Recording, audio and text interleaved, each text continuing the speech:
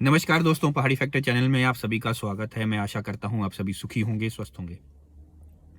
आज मैं बात कर रहा हूं उस टॉपिक के बारे में जिसके ऊपर ज़्यादातर लोग बात नहीं करना चाहते, और वो ये है कि हमारा जो हिमाचल प्रदेश है, हमारा इतना प्यारा प्रदेश है, ये कर्ज में क्यों डूब रहा है। और ये हर वक्त का जो कर्ज लेना, वो हिमाचल प्रदेश के लिए अच्छा है या बुरा है। अब ये चीज़ तो देखिए, मैं अगर आपको कहूँ कि अच्छा है तो आप सभी मेरा मजाक उड़ाएंगे, लेकिन असल बात यह है कि अच्छा तो बिल्कुल भी नहीं है, ये है तो बहुत ही बुरा है।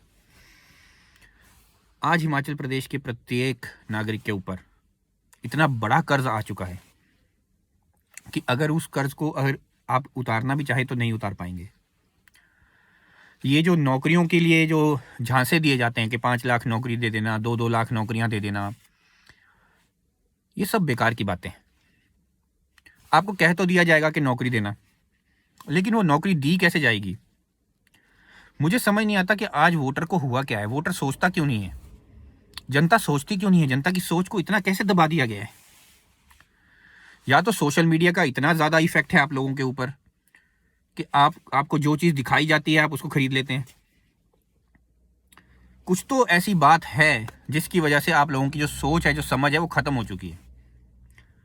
मेरी बात का कृपया बुरा ना मानिए। मैं कई लोगों से छोटा होऊंगा, कई लोगों के बराबर उम्र का होऊंगा, कई लोगों से बड़ा भी होऊंगा, लेकिन जो मेरी समझ है, जो मेरी सोच है, मैं आपसे सिर्फ वही शेयर करना चाहता हूँ। सबसे बड़ी बात है कि जब हम बात करते हैं कि आपको बहुत ज़्यादा नौकरी दी जाएगी, तो वो नौकरियां अचानक से कैसे पैदा हो जाएंगी। 5 लाख नौकरी बनानी भी तो पड़ेगी, और उन 5 लाख नौकरियों को सैलरीज भी देनी है। और हिमाचल प्रदेश तो पहले से ही कर्ज के अंदर है, और कर्ज भी थोड़ा नहीं है, अब कई कई हजार करोड़ का कर्ज चल रहा है। तो ये जो कर्ज चल रहा है, ये तो और बढ़ेगा। अब 5 लाख नौकरियां बढ़ाओगे तो 5 लाख सैलरीज देनी पड़ेंगी। तो 5 लाख सैलरीज कैसे दोगे जब आप अभी जो नौकरी पे हैं उनकी सैलरीज नहीं अच्छे से दे पा रहे हो। ऊपर से पेंशन भी लागू हो चुकी है, ओपीएस, तो उसमें भी खर्चा आएगा। लेकिन चलिए, वो तो एक खर्चा है, वो तो मैं मान सकता हूँ कि आप डिमांड कर सकते हैं कि हमें चाहिए, वो ज़रूरी है। लेकिन उसके साथ साथ कई ऐसे भी खर्चे हैं जो अननेसेसरी के खर्चे हैं, जैसे सरकारी एडवर्टीजमेंट्स का खर्चा। अब मुझे एक छोटी सी बात बताइए, सोशल मीडिया के ऊपर हर समय ये दिखाना क्या बहुत ज़रूरी है, या मीडिया के अंदर बहुत ज़रूरी है ये हर समय दिखाना, या ऐसे पोस्टर बनाना कि हमारे प्रदेश के मुख्यमंत्री जी आज चाय पी रहे थे, आज हमारे प्रदेश के मुख्यमंत्री जी फलाने को मिलने गए थे, आज खाना खाया था, आज फलाने ऑर्डर को पास किया, आज फलानी चीज़ के फाइल के ऊपर साइन किया। क्या ये बहुत ज़रूरी है? क्या आप जानते हैं कि इन सब चीज़ों को दिखाने के लिए कितना खर्चा आता होगा सरकार का? और ये सब चीज़ें आपको क्यों दिखाई जा रही हैं? मैं आज की करंट गवर्नमेंट की बात नहीं कर रहा हूँ। देखिए, मैं ना कांग्रेस की तरफ हूँ, ना बीजेपी की तरफ हूँ, ना किसी और पार्टी की तरफ हूँ। मैं सिर्फ और सिर्फ अपने प्रदेश की जनता की तरफ हूँ, सिर्फ और सिर्फ हिमाचल प्रदेश की तरफ हूँ। मेरा जो दिल है वो हिमाचल प्रदेश के लिए धड़कता है। मुझे प्यार सिर्फ और सिर्फ अपने प्रदेश से है और प्रदेश की जनता से है। मैं चाहता हूँ कि प्रदेश का सही विकास हो, लेकिन ये जो तरीके हैं ये सब गलत हैं। मुझे समझ नहीं आता कि आप लोग क्यों नहीं सोचते हो ये सब चीज़ें। करंट सरकार नहीं, जितनी भी सरकारें आज तक आई हैं, सब ये काम करती हैं, ये एडवर्टीजमेंट्स दिखाना। और जब से सोशल मीडिया का दौर चला है ना, तब से तो ये मैं कहता हूँ कि मुझे ये शब्द तो नहीं बोलना चाहिए, लेकिन मुझे ऐसा लगता है कि नहाने भी जाएंगे तो उसकी भी वीडियो बना के दिखा देंगे आपको। वो तो ये वजह है कि कोई नहाते हुए किसी को देखना नहीं चाहता। नहीं तो आजकल तो ये हाल हो चुका है कि पॉलिटिकल पार्टीज में अगर कोई नहाने भी चला जाएगा ना तो वो भी आपको दिखाएंगे। बोलना तो मैं कुछ और चाहता था, लेकिन आप सब समझदार हैं। बात यहाँ पर यह है कि खर्चा हर चीज़ के ऊपर होता है और खर्चे के ऊपर कोई कंट्रोल नहीं है, पहली चीज़। दूसरी चीज़, हिमाचल प्रदेश जो है वो ऐसे वादे जो पॉलिटिकल पार्टीज कर देती है हिमाचल प्रदेश के लिए, उन वादों से घिरा रहता है हर वक्त। जैसे 1500 रुपये महीना दे देना, 5 लाख नौकरी दे देना, ओपीएस की स्कीम लेके आ जाना, कुछ और ऐसी ऐसी स्कीम्स लेकर आ जाना। इस तरह के जो वादे हैं, ये सिर्फ कांग्रेस पार्टी ने नहीं किया है, इससे पहले भी बाकी पार्टीज भी करती रहती हैं।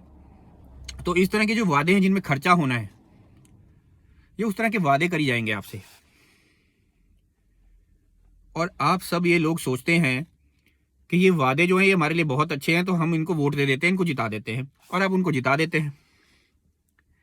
फिर उनके ऊपर ही प्रेशर आ जाता है कि यार कुछ तो वादे करने ही पड़ेंगे पूरे, नहीं तो अगली बार तो ये जिताने नहीं वाले हैं, अगली बार तो जनता समझदार हो जाएगी।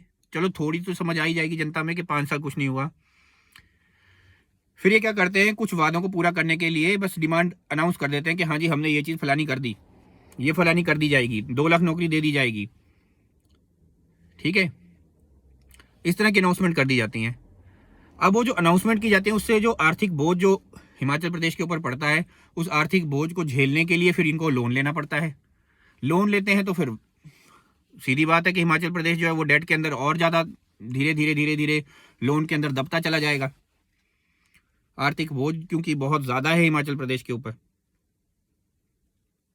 क्या ये सही चीज़ें चल रही हैं? क्या आप हिमाचल प्रदेश को सही डायरेक्शन में जाते हुए देख रहे हो? मैं तो नहीं देख रहा हूँ, क्योंकि मेरे हिसाब से हिमाचल प्रदेश को सशक्त बनाने की ज़रूरत थी, इंडिपेंडेंट बनाने की ज़रूरत थी, वो तो बनाया नहीं जा रहा। वादे आप लोग सुनते हो, वादे तो आप अच्छे से सुन लेते हो, लेकिन अब कभी भी किसी नेता से ये नहीं पूछते कि वादे तू पूरे कैसे करने वाला है। भाई हिमाचल प्रदेश में तो कर्ज बहुत ज़्यादा है।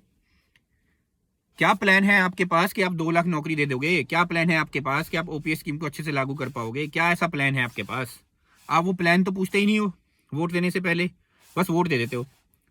और कितने ऐसे लोग हैं जिन्हें ये भी पता है कि मैनिफेस्टो का मतलब क्या है।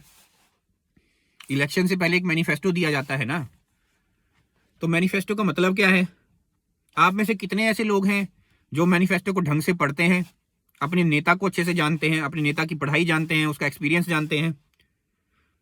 कितने आप में से ऐसे लोग हैं जो अपना नेता चुनने से पहले उसको कुछ मानदंडों पे उसका जो है उसको चेक करते हो नेता को? मानदंड कैसे? जैसे कितना पढ़ा लिखा है, कितनी क्वालिफिकेशन है उसकी, पीएचडी है, मास्टर्स है, बैचलर्स है, क्या पढ़ाई, क्या क्वालिफिकेशन है, क्या पढ़ा है वो। दूसरा मानदंड कि उसकी क्या एक्सपीरियंस है, कितने साल का एक्सपीरियंस है, चाहे इंडस्ट्री का हो, चाहे सरकारी नौकरी का रहा हो, चाहे सोशल सर्विस का रहा हो, पर कितना एक्सपीरियंस है, कितने साल का एक्सपीरियंस है। अगला मानदंड क्या हो सकता है? अगला मानदंड हो सकता है कि उसके अंदर स्किल्स क्या क्या है, वो क्या क्या जानता है, क्या क्या कर सकता है। और सबसे जो जरूरी है कि उसका जो मैनिफेस्टो है, उसने जो पॉइंट्स जो वादे किए हैं आपको इलेक्शन से पहले, वो वादों में कितनी जान है, वो कितने मजबूत वादे हैं। उन वादों को करने के लिए हमारे प्रदेश के पास क्या वो उचित सामग्री है? क्योंकि वादे पूरे करने के लिए भी तो कुछ सामग्री आपको चाहिए। मान लीजिए मैं अनाउंस कर दूं कि मैं कल अपना घर बना दूंगा और मेरे पास पैसे हैं ही नहीं, तो घर मेरा अपने आप बन जाएगा क्या? मुझे कंस्ट्रक्शन करने के लिए मटेरियल भी चाहिए, लेबर भी चाहिए, ज़मीन भी चाहिए, ठीक है ना। और पैसा तो सबसे बड़ी बात है, पैसा तो चाहिए ही चाहिए इन सब चीज़ों के लिए। हमारे देश को, हमारे प्रदेश को सबसे पहले अपने आप को सशक्त बनाना था। प्रदेश के अंदर आज आप देखिए एग्रीकल्चर गिरता चला जा रहा है। नौजवानों को ऐसी ऐसी पढ़ाई कराई जा रही है, ऐसी ऐसी डिग्रियां दी जा रही है जिनकी कोई वैल्यू ही नहीं है। सिर्फ नाम की डिग्री है, ये नाम का कागज है बस। डिग्री वैसी होनी चाहिए जो डायरेक्टली एप्लीकेबल हो नौकरी के लिए, जिसका इस्तेमाल सीधा नौकरी में किया जा सके। जब ऐसी डिग्रीज होंगी जिनका इस्तेमाल डायरेक्टली नौकरी में होगा, तो नौकरी भी मिलेगी अपने आप नौजवानों को। यही कारण है कि नौकरी भी नहीं मिलती। अब नौजवान हो रहे हैं बेरोजगार, स्ट्रेस नौजवानों को बढ़ता जा रहा है, ड्रग्स हिमाचल प्रदेश में बहुत ज़्यादा हो रहे हैं, डिप्रेशन है हिमाचल प्रदेश के नौजवानों में आज। और जो यूथ है, जो हिमाचल प्रदेश का जो असली दिमाग है, वो हिमाचल प्रदेश को छोड़ने पर मजबूर है। वो छोड़ के बाहर के प्रदेशों में नौकरियां कर रहा है, यहाँ तक कि बाहर के देशों में भी नौकरियां कर रहा है। क्योंकि पैसा तो भाई कमाना पड़ेगा ना, रोटी तो खानी है हर इंसान ने। अब रोटी खाने से तो आप किसी को नहीं रोक सकते, और ये भी नहीं कह सकते कि कोई अगर अपना प्रदेश छोड़ के गया है तो वो बेवकूफ़ है या प्रदेश से प्यार नहीं करता। वो तो मजबूरी है ना कि प्रदेश के अंदर कुछ ऐसी चीज़ ही नहीं है कि वो वहाँ बैठ के कुछ काम कर सके। हमें इसे बदलना होगा। सबसे पहली चीज़ हमारे को अपने प्रदेश के अंदर एग्रीकल्चर को बहुत बढ़ावा देना होगा, क्योंकि हमारा प्रदेश एग्रीकल्चरल प्रदेश है। उसका इस्तेमाल हम सही ढंग से कर सकते हैं, ऑर्गेनिक खेती हम कर सकते हैं, ऐसी ऐसी चीज़ें हम बना सकते हैं जिनको हम बाहरी देशों में बहुत अच्छे दामों पर बेच सकते हैं। हमें वो चीज़ करनी चाहिए। हमें अपने प्रदेश के अंदर अगर नौकरियों को बढ़ाना है, अगर नौकरियां बनानी है, तो साइंस और टेक्नोलॉजी ही एक ऐसा जरिया है जिससे आप ज़्यादा नौकरियां बढ़ा सकते हो, जिससे ज़्यादा कमाई कर सकते हो, अपने प्रदेश को सशक्त बना सकते हो, इंडिपेंडेंट बना सकते हो। और जब आपका प्रदेश सेल्फ डिपेंडेंट होगा, अपने आप के ऊपर निर्भर होगा, बाहरी तत्वों पर निर्भर नहीं होगा, तो उसे लोन लेने की ज़रूरत नहीं पड़ेगी। लेकिन सच्चाई यही है कि हम इस तरफ काम ही नहीं करते। कोई भी नेता ऐसा नहीं है जिसको इस तरफ काम करना है। मैंने 50 बार कह दिया, ट्विटर के ऊपर कई बार लिख दिया कि मैं सरकार की मदद कर सकता हूं, सरकार चाहे तो मेरी मदद ले ले, लेकिन सरकार ने तो मदद लेनी ही नहीं है। मैं मानता हूं कि ठीक है, मुझे एडवाइजर नहीं बनाना चाहते होंगे, कोई कारण होगा अपना, लेकिन जो एडवाइजर बनाए हैं कम से कम वो तो काम करें ढंग से। मैं तो अब खुला बोल रहा हूं, कम से कम इसी चीज के ऊपर इंप्लीमेंटेशन कर दो। देखिए, मैं तो अपने प्रदेश के लिए सदा खड़ा हूं, पर क्या मेरा प्रदेश मेरे लिए खड़ा है? मेरा प्रदेश तो मेरे लिए अभी नहीं खड़ा ना। मैं आपको गारंटी देता हूं कि आप मुझे एक बार मौका दे के देखो, मैं आपको करके दिखाता हूं ये सब चीजें। मैं नहीं कह रहा हूं कि मुझे कुर्सी का लालच है, मैं जहां पर हूं बहुत खुश हूं। मैं एक अच्छा इंजीनियर हूं, मैंने पीएचडी की है इंजीनियरिंग में, और मैं अच्छी जगह नौकरी कर रहा हूं। मुझे ऐसा नहीं है कि कोई लालच है किसी चीज का। मैं सिर्फ ये कह रहा हूं कि आप मुझे एक बार मौका दो, सिर्फ एक चीज करने का मौका दो, मैं करके दिखाता हूं आपको। लेकिन बात यही है कि आप उसको सही ढंग से तो कीजिए, प्रदेश को सही राह पे तो लेकर के जाइए। हमें ये क्यों नहीं समझ में आ रहा है कि प्रदेश को बहुत ज्यादा जरूरत है आज अपने पैरों पर खड़े होने की। किसी और के ऊपर डिपेंडेंट होकर के बार बार लोन लेकर के आप कितना काम कर लेंगे अपने प्रदेश में? एक समय तो ऐसा आएगा जब वो लोन चुकाना पड़ेगा। और मुझे बहुत बड़ा शक है, मेरे मन से ये बात निकलती है, बार बार मुझे ये ख्याल आता है, और बहुत डर भी लगता है इस ख्याल, जब ख्याल मेरे दिमाग में आता है। और मैं आपसे ये शेयर करना चाहूँगा कि मुझे ये बहुत बड़ा डर है कि कहीं ऐसा ना हो कि हमारा जो प्रदेश है वो इतना ज़्यादा लोन के अंदर दब जाए कि हमें अपने प्रदेश को बाहरी प्रदेश वालों के साथ बेचना पड़े। जब मैं कह रहा हूँ बेचना पड़े, तो उसका मतलब ये है कि ये दिन दूर नहीं है जब कोई सरकार या कोई पॉलिटिकल पार्टी ऐसा कदम उठा ले कि हमारे प्रदेश के अंदर जो भी ज़मीनें हैं, जो एग्रीकल्चरल लैंड है, या जो भी प्लॉट्स हैं, उन्हें बाहर के लोग भी खरीद सकते हैं।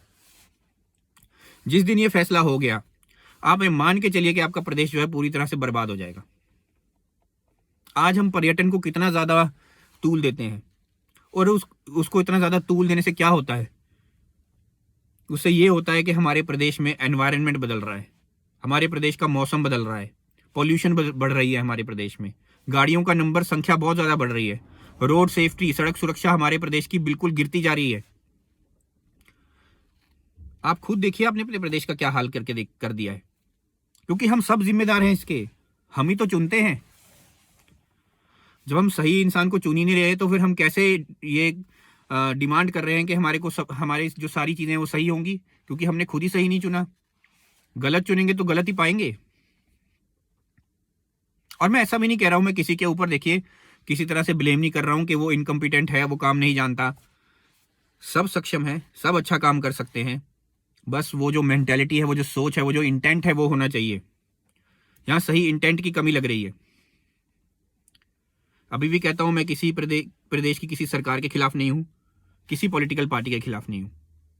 सब लोग अच्छे हैं, सब लोग मेरे बड़े हैं, सब एक्सपीरियंस्ड हैं। बस सिर्फ मेरी उनसे इतनी विनती है कि अगर उनसे कोई काम नहीं हो पा रहा है, तो कोई अगर और बंदा मदद कर सकता है तो उससे मदद लेने में क्या जाता है। और अगर मदद भी नहीं लेनी है तो खुद कर लो ये काम। इतना ही कहना चाहता हूं मैं। हमें ये चीज समझनी होगी, हिमाचल प्रदेश को आगे ले जाने का सिर्फ और सिर्फ एक ही रास्ता है, वो है साइंस और टेक्नोलॉजी। जब तक आप इनोवेशन नहीं करोगे, जब तक आप नई नई चीजें नहीं बनाओगे, जब तक आप नए नए प्रोडक्ट को डिजाइन नहीं करोगे, जब तक आप साइंस टेक्नोलॉजी में आगे नहीं जाओगे, तब तक आप अपने प्रदेश को इंप्रूव नहीं कर सकते। साइंस और टेक्नोलॉजी को आगे ले जाने के लिए आपको शिक्षा भी इंप्रूव करनी पड़ेगी।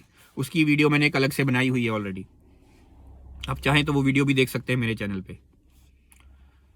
लेकिन शिक्षा इंप्रूव करने के साथ साथ, जैसे ही शिक्षा इंप्रूव कर दी जाए, उसके साथ साथ हमें साइंस और टेक्नोलॉजी के बारे में, इनोवेशन के बारे में सोचना होगा। नई चीज़ें डिज़ाइन करनी होगी, नई चीज़ें बनानी होंगी और यूनिक चीज़ें बनानी होंगी। ऐसी ऐसी चीज़ें डिज़ाइन करनी होगी, ऐसी ऐसी इनोवेशंस करनी होगी जिसे समाज के और लोग मांगें, जिसे और प्रदेश भी मांगे और देश हमसे मांगे, और फिर तब हम उन चीज़ों को बेच सकते हैं और उन चीज़ों को बेच करके कमाई कर सकते हैं। कमाई के लिए अपने प्रदेश को मत बेचिए। कमाई के लिए आप अपने प्रदेश में ऐसे हुड़दंगबाजी को अलाउ मत कीजिए। अब देखिए, आप बाहरी लोगों को अगर अपने प्रदेश में आना अलाउ करेंगे तो आपके प्रदेश में ड्रग्स भी बढ़ेगा, क्राइम भी बढ़ेगा। आप उसे रोक ही नहीं पाएंगे, आपको पता ही नहीं चलेगा कौन करके चला गया। आपके रोड सेफ्टी पे, सड़क सुरक्षा पे बहुत ज़्यादा इफेक्ट पड़ेगा उसका। आप मकान नहीं खरीद पाएंगे क्योंकि मकानों की प्राइसेस इतनी बढ़ जाएंगी, वो प्राइस को डिस्टर्ब कर देंगे। पूरी की पूरी प्रॉपर्टी की पूरी प्राइसिंग डिस्टर्ब हो जाएगी। प्रॉपर्टी की पूरी प्राइसिंग जो है वो डिस्टर्ब हो जाएगी। जैसे ही प्रॉपर्टी की प्राइसिंग डिस्टर्ब होगी तो आम आदमी मकान खरीद ही नहीं पाएगा, उसे मजबूरी में किरायों पे रहना पड़ेगा, किराया भी बहुत ज़्यादा होगा। ये सारी चीज़ें जो है, हमारा पूरा सोशल स्ट्रक्चर, पूरा हिमाचल का जो स्ट्रक्चर है उसकी ब्यूटी को तोड़ के रख देगा। एनवायरनमेंट वैसे ही हमारा पोल्यूट हो रहा है ज़्यादा, और ज़्यादा कंस्ट्रक्शन होगी, लोग ज़्यादा आएंगे हमारे प्रदेश में, चाहे घूमने फिरने के पर्पज़ से ही आएँ। अगर वो भी नंबर बहुत ज़्यादा होगा तो उससे पोल्यूशन तो बढ़ेगा ही बढ़ेगा।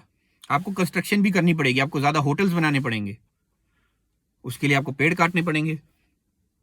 आप अपने ही पर्यावरण को प्रदूषित करेंगे। प्लास्टिक वेस्ट बढ़ेगा, खाने पीने का वेस्ट बढ़ेगा। तो ये सब चीज़ें जो हैं ये आपके प्रदेश को डिस्ट्रॉय करेंगी।